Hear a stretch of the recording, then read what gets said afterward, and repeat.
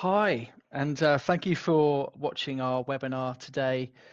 My name is Chris Buller, and I work for a company called AMS. And today I'm going to be taking you through an up-to-date demo of our AMS Request Management Portal. So for those of you who don't know us or know the solution, the Request Management Portal has been designed alongside our NHS customers to try and cater for the whole request management process and to try and digitize that process as much as possible. And that's from capturing the request to managing it with yourself and your colleagues and perhaps other teams as well, and then to securely disclosing the files related to that request at the end of the process, and of course, reporting on those requests as well. And typically we see this being used for access to health records or subject access requests, sometimes with HR and payroll, and more recently with freedom of information requests as well. So I'll be taking you through the demo. Now you'll notice on the right hand side there's a private chat window where there's an opportunity to ask us any questions that you may have, and myself and my colleagues will do our best to get to those as fast as possible for you and come back to you. So if I share my screen, so you should be able to see our website at the moment, but you'll notice that there's the two main windows we're going to be talking about today. There's a dark Chrome window, which will be a organization member of staff, so NHS Trust member of staff, or maybe even a GP surgery member of staff, processing a request.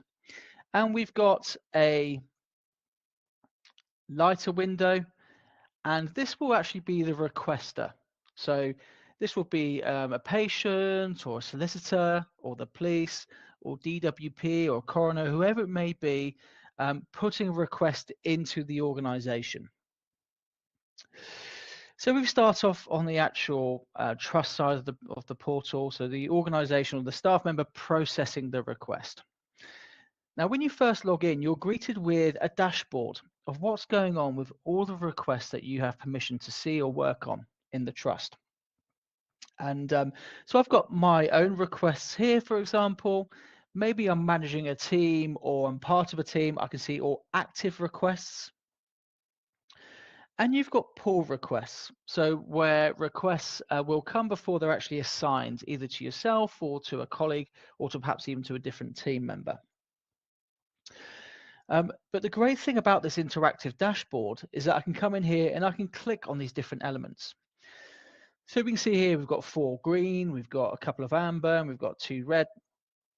And the way it's been designed is if you took for example, if you took an application for your own health records and say, for argument's sake, you may have a 30-day turnaround for that type of request. When the request first comes in, it will have a green notification. About halfway through, it will turn to amber. And towards the end, maybe a week before the breach date, it will turn to red. And of course, these are all completely configurable for you. So it may be that different request types, you want different time frames associated to them, and you want the colors to change or different types of after a certain amount of days, completely custom to what you need when it comes to managing these requests. But what it does is gives you a great snapshot of what's actually going on, enables you, of course, to prioritize. So I can come in here and say, well, let's have a look at all of the red requests that I'm working on as an individual. Maybe I need to prioritize those, for example. I could say, well, okay, let's have a look at the ambers and the greens, for example. And I can search here as well. So if I want to search through those requests in any way, I can do so. And I can actually narrow down what I want to search on as well here. You can also look at anything that you've stopped the clock on. So maybe you've got quite a few requests at the moment and you've stopped the clock because you're waiting on the requester in some way. And you can go through those and you can delve into them in more detail. The great thing about this, I think, if you're a manager or a supervisor and you're looking at the active request pool, is that you can come in here and you can say, well, let's have a look at all the red requests, for example, and you could come to a particular request And if we look at this one, we say this one's assigned to Damien. And maybe we know Damien's going on holiday next week and he's got way too much on his plate. I can actually look to reassign that to another colleague if I want to. So it enables you to assign resource where you need it. And the idea behind it, of course, is that the whole process is a little bit smoother for everyone involved. And if you do have any issues with breaching, you get to cut down on breaching as well. The portal also comes with a task module, and I'll take you through this in a bit more detail as we actually process a dummy request through the portal. But the great thing about this is that you get to see every single task that you're working on for all of your requests, but also if you are supervising a team, you can look at the whole team's tasks as well, and of course reassign those. So if someone's really up against it, they've got too much on their plate, you can reassign certain tasks to other colleagues to deal with those tasks. And again, make the process a bit smoother for everyone involved and cut down on any breaching if you do have an issue around that. Now, the way that the portal's been designed is that trusts using this, or NHS organisations using the portal, like to publish the request forms as web forms. And I'll show you what I mean in a second. And the idea behind this is that the requester themselves actually completes the web form for you and puts the request into the trust via the portal. But we know in reality that's not always going to be the case, and some people just won't want to do that. Some people just want to stick to email or telephone or even coming into the organization, of course. So you've got the option here, if you want to use it, where staff members can actually manually complete a form on behalf of someone else and submit the request into the portal for processing. Now, the great thing about this is it can be a much simpler process. It can be a very simple form that just enables them, for example, to drag and drop an email in with all the information they need with an upload box. So it can be an extremely simple form for the staff member to complete. And hopefully as time goes on, of course, the staff members will be doing less and less of this as people get used to actually submitting web forms themselves, the requester, sorry, I should say, submitting the web form themselves. But the great thing about this is if the staff member does have to put the request in to the portal, that all the requests are in one place. So when it comes to managing the request or tracking it and reporting on it, everything is in one place. As I mentioned earlier, I can get a list of my own requests that I'm working on as an individual, and the same with active requests. And of course, the same with pull requests. Now, you can also have the ability with permission to look at the request archive. So after a request has been completed, or maybe it's been rejected, it will go into the archive. And the same with request all. So this gives you the ability to look at all requests in the system. And that's whether they are active or live at the moment, or whether they've been archived.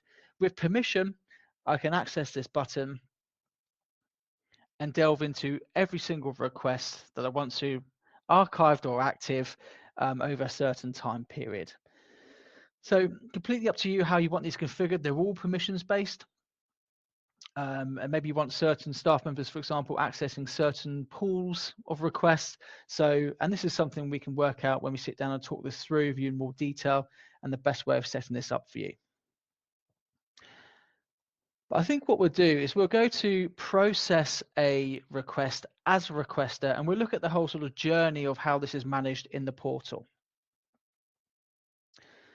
So if I come to the requesters side of the demo, this could be a patient, of course, a police or DWP, coroner, solicitor, anyone you can think of that would put a request into the trust can be put a request in via your own bespoke portal. Now, this is our demo side, so of course it's reasonably bland, but here are a couple of examples. So, and the idea behind these landing pages is that it really explains to the requester what they need to be doing when submitting a request into the organization.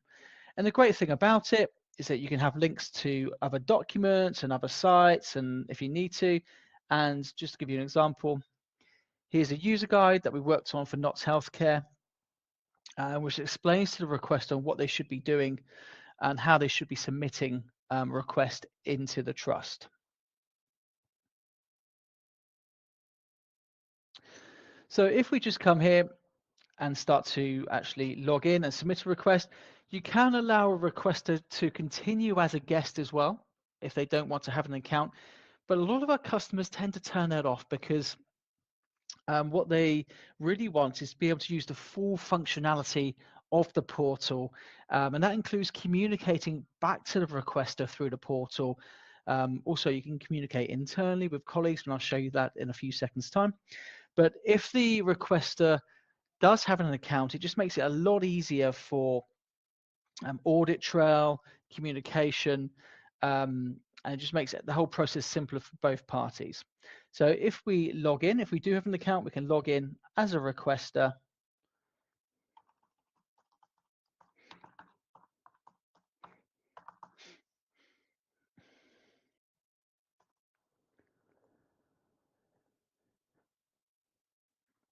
And it takes me to this, this sort of landing screen, or landing page, I should say, and I can do a few things here.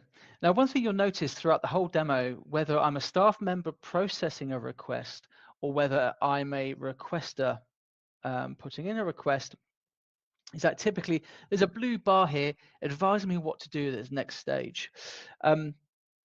So if I'm working on lots of requests with the organization, perhaps I'm a solicitor, for example, I can click on Manage Requests, and I can see everything in terms of any requests that I'm working on. I can access the files if I've still got permission to do so.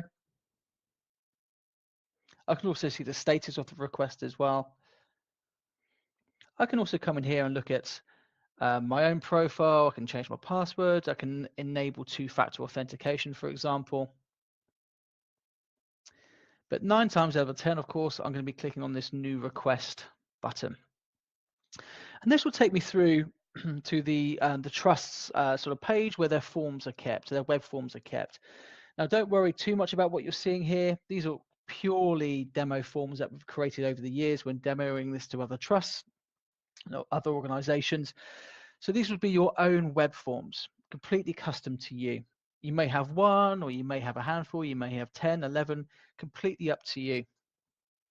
So if we click on application for own health records, it'll take me through to the web form for my own health records. And again, this will be completely custom to the customer using it. So it may be you want to capture certain bits of information are mandatory for you and others aren't. The look and feel can change, of course, as well. So if I start to complete this,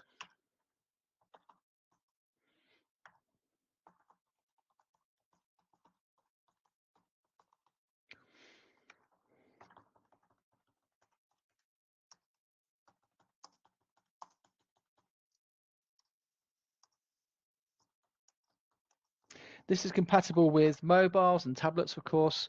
So anything that can access the internet can access this web form.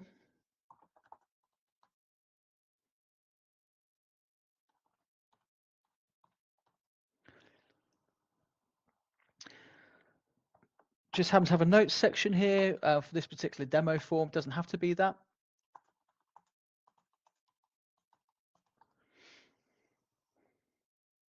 And I've got the chance to upload some ID here as well.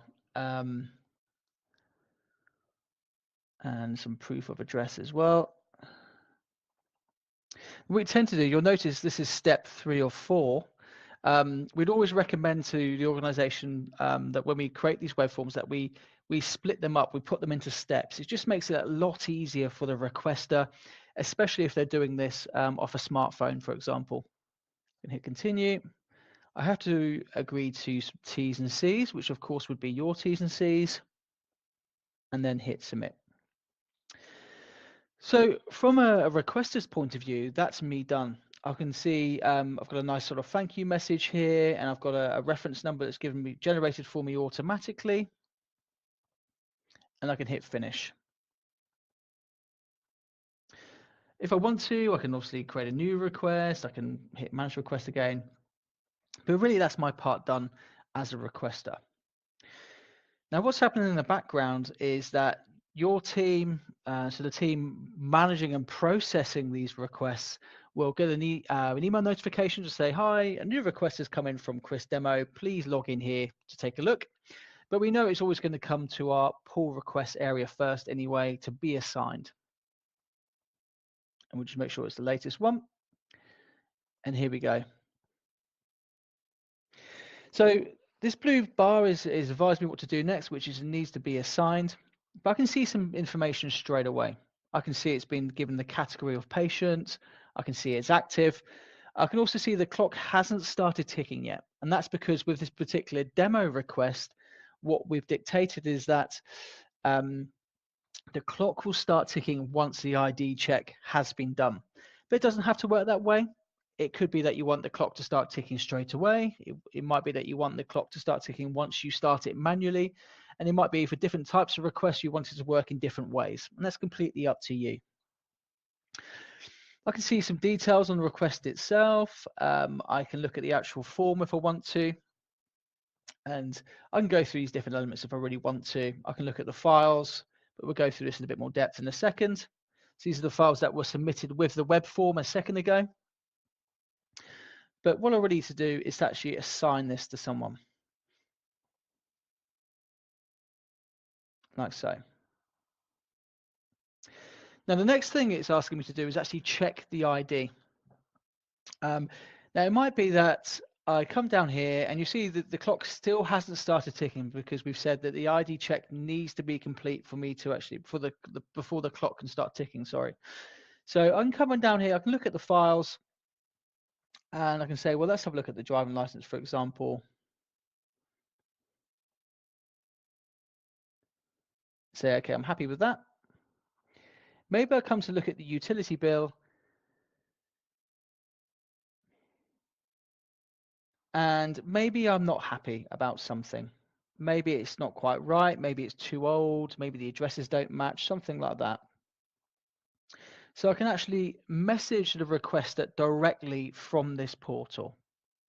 So I can click on external messages. I can click new. And you'll see down here, there's a warning saying the only thing that I can do is actually reject it or ask for more information. I cannot complete the request because I haven't gone through my checklist items, which I'll explain in a bit more detail in a second. And I also haven't done the ID check.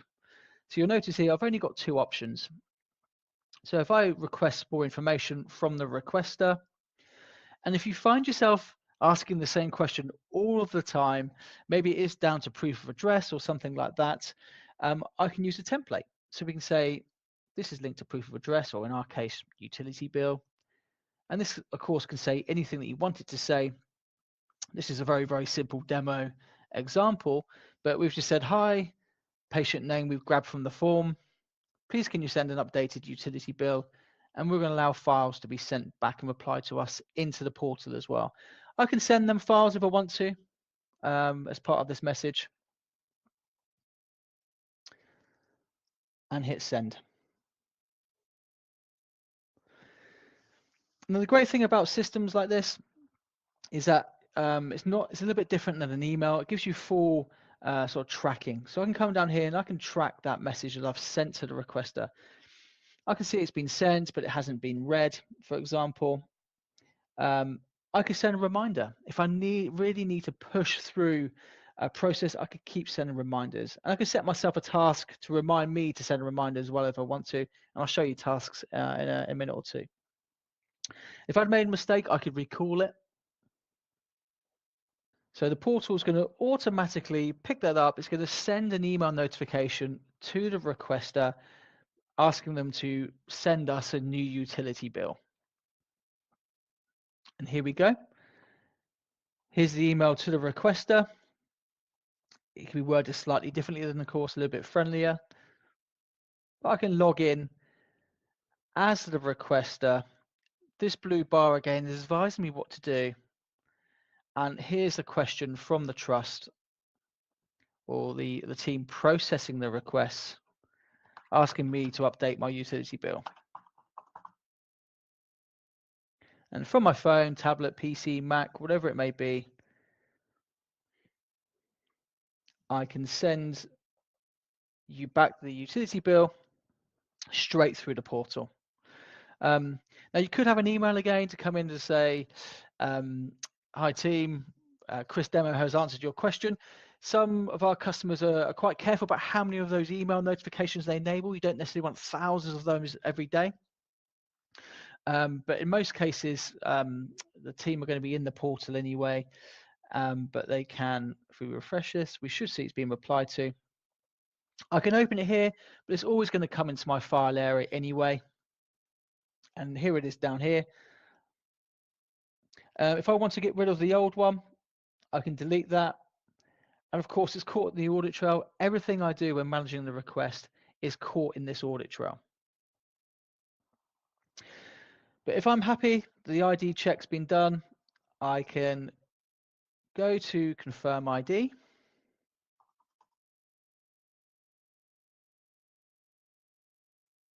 Click yes. And you should see now that the clock has started ticking. Now, it might be in some cases that I'm allowed more time to process a particular request. Maybe it's really complex, or maybe this one I want to actually push through quicker. Maybe it's extremely urgent and I need to push it through quicker. I can manually override this breach date if I want to. And that will change like the color notifications that you saw earlier. So I can do that if I want to, which is really useful, of course, when processing freedom of information requests, when doing things like talking about working days and so on. I can change the day and I can change the time if I need to as well. Now, it's not showing here, but we can also pick up on potential duplicates. So the system can go through any form that's been submitted, any request that's been submitted, and that's whether it's been submitted by the requester themselves or whether it's been submitted by a staff member. And we can double check and cross-reference between different fields completed on the form. And if 2, 3, 4 of them match, then we can bring it up as a potential duplicate to the staff member processing the request. And then they've got the ability then to look at the other requests and then, of course, reject the request if they want to, with a reason why it's been rejected, because it's a duplicate request. So we can pick up that, and hopefully it stops any sort of duplication of work and hopefully saves you a bit of time as well. But I can start to work on this request now. Now, perhaps there's particular things that I need to do every time that I'm processing a request. And I can have a checklist with validation built in behind it, which means as a staff member, I need to go through and I need to say, yes, I've done this. Yes, I've done that. It might be that some are just nice to haves, for example, and they may be green. So it's just purely a nice visual reminder. But ones that have validation behind them will be red, which means I cannot fully answer the request or disclose the files until I've gone through and I've clicked and checked off these items. You can also allow staff to add their own as well.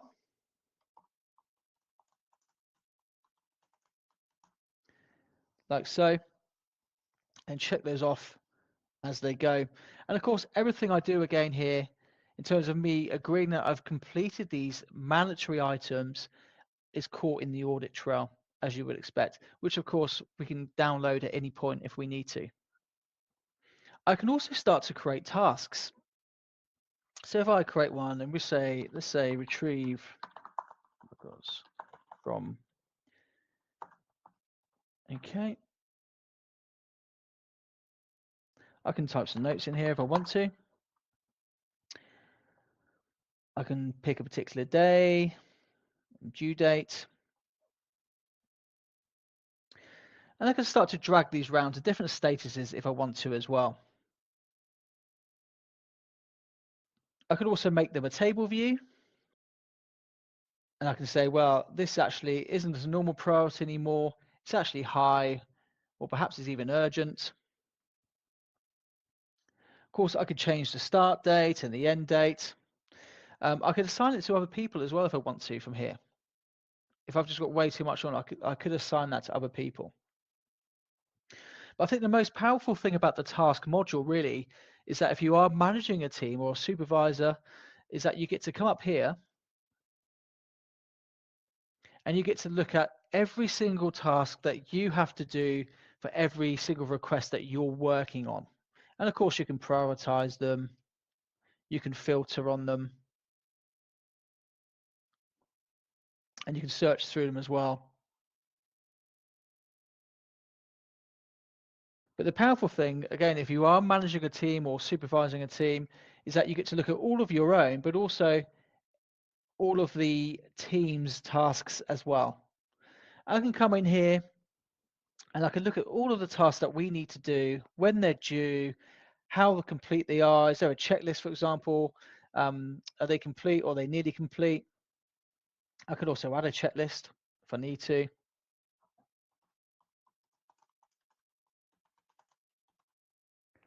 Like so.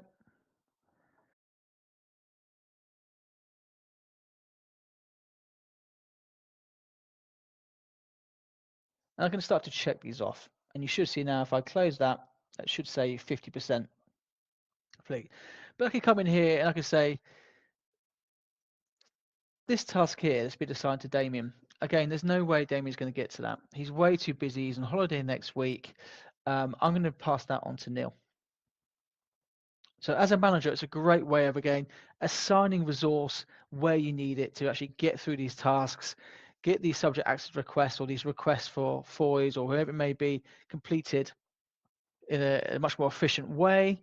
And again, if you do have any issues around breaching or perhaps always asking for extensions, but to cut down on that as well. So if we go back to the actual request,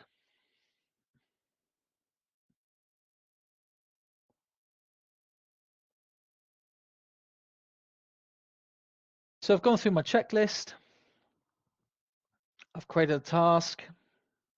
I can start to browse to files or drag and drop files when I'm actually answering this request as well, so we can do that.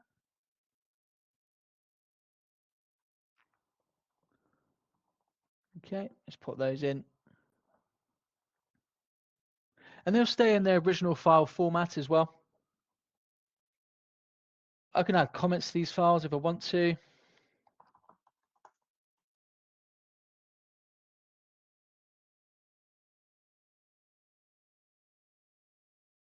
I can tag them up in different ways as well. So I can say they're external, so for external use only, or maybe they're internal.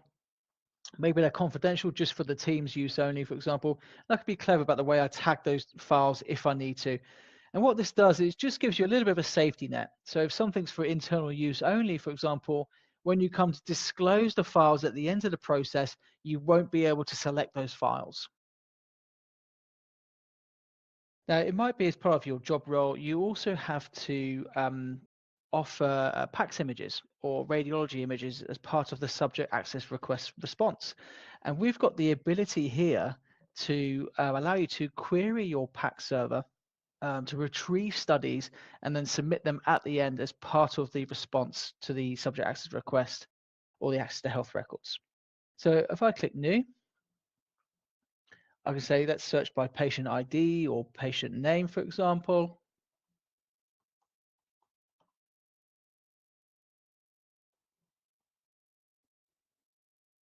Hit search, and we should see in a few seconds time it's retrieved some studies. So if we say let's select that one,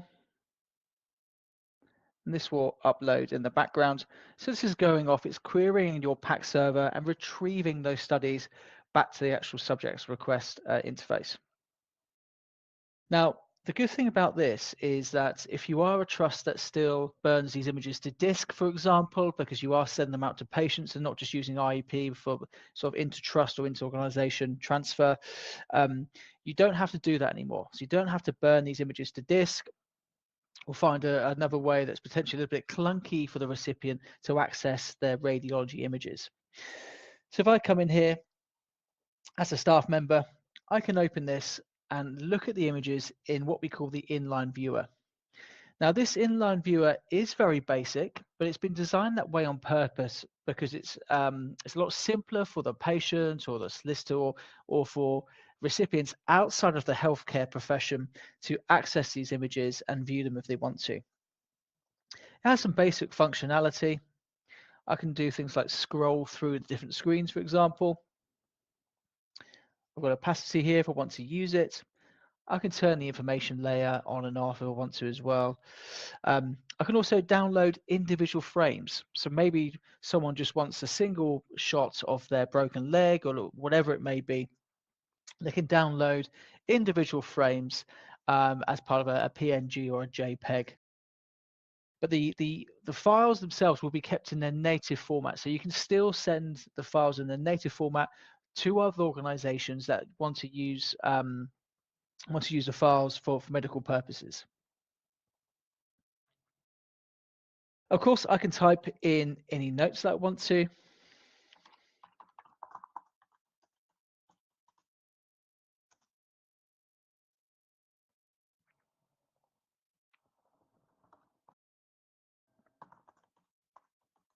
And as I mentioned earlier, these are all searchable and downloadable. So if I type in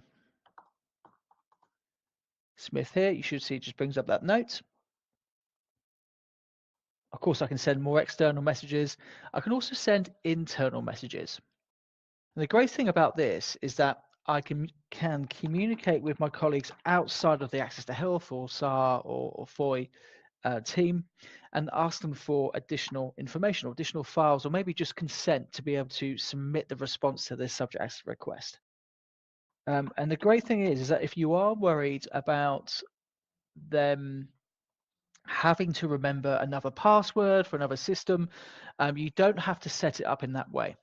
So you can allow your colleagues outside of your team to communicate with you through the portal without a password, but it's still secure because we offer them a one-off unique token, and I'll show you that now. I can use templates again as well. So if I find myself asking the same question all the time, I can build templates in the background. I can allow files to be sent back to me. I can also send them files, including a PDF version of the request itself as well, which I can do via the portal very easily and hit send. So like the external message, I can come in here, I can track the message, I can see it's been sent, but it hasn't been read or replied to for argument's sake. I can send reminders if I need to. I can create another task to remind myself to send a reminder.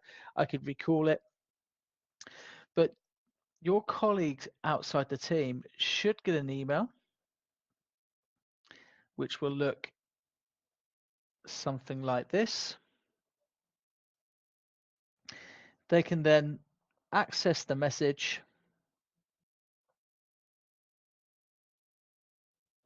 and request a token. And typically after 5, 6, 7 seconds or so, they will get a one-off unique token, which comes to their email inbox, which they can use to paste into this box and access the message. And here we go.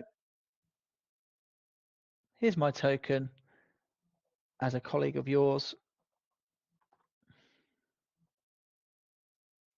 And I can go to the message sent from your team,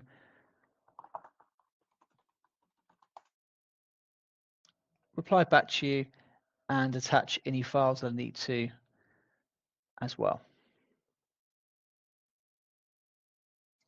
So it's a very nice, easy, and quick way for you to be able to liaise with your colleagues outside of the team, but all through the portal. If I hit refresh now, you'll see it's being replied to. And again, it's always going to come into my file area anyway.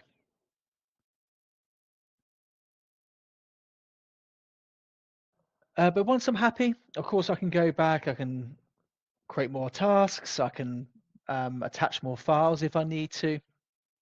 I can browse the pack server again if I need to. I can send more external messages. I can send more internal messages. Whatever I need to do to start building a response to this request, I can do so. But once I'm happy, I can come to external messages. If I click new now, you should see I've got all of the options. And that's because I've done what I need to do as a staff member. So I've done the ID check and I've gone through my checklist. I can still just send a message to the requester. I can do a partial response. I can still ask for more information. I can still reject it at this stage, of course, if I need to. But if I'm happy, I can do complete response, and I can use a nice template as well in the background. I can attach any files that I want to attach. I can attach any DICOM studies I want to attach as well, the Pack server, and I can hit send. So you can see now that the status has changed to completed. It will end up in my request archive and my request all sections after this. So this system will automatically encrypt all those files, and they will be transferred to the requester via an email notification. And if I come here, you can see the requester has an email notification. They'll be prompted to log in and authenticate typically to access those files. So here we go.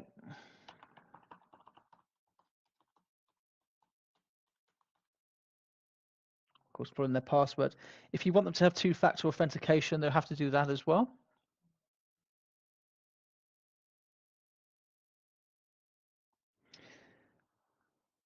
Now, if there's only one request, it will just be there to download straight away. But because I've got lots, because of the demo account, I can see here, this is the latest one. And I've got a new message here. Your request has been completed.